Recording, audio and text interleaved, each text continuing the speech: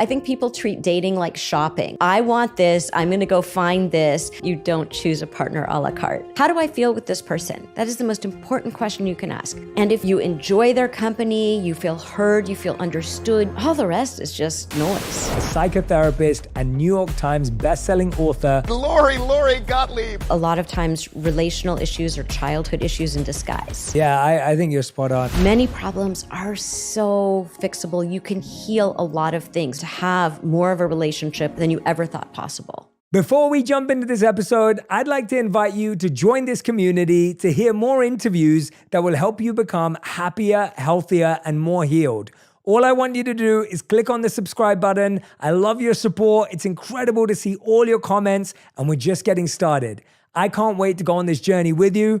Thank you so much for subscribing. It means the world to me. The best-selling author and host. The #1 health and wellness podcast. On Purpose with Jay Shetty.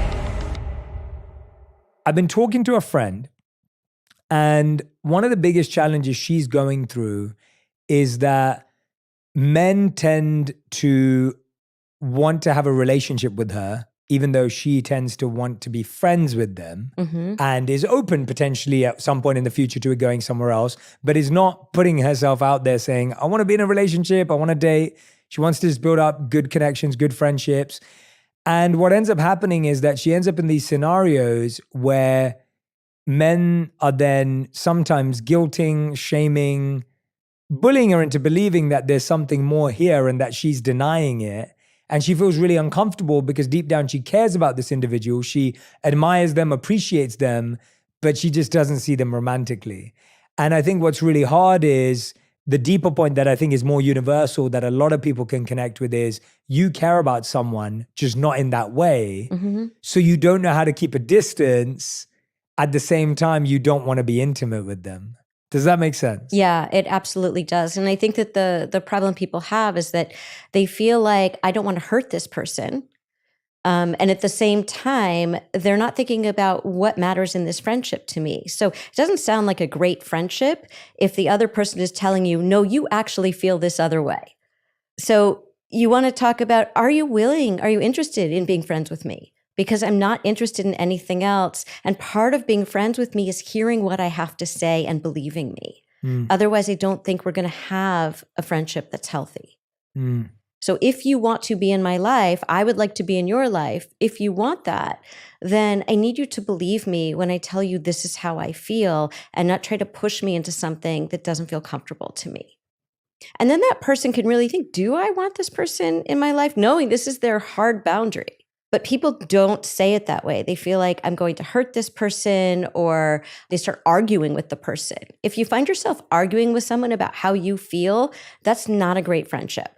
And that's so hard, right? I feel today so many of these conversations are happening over text. Yes. Or messaging. These aren't face-to-face conversations.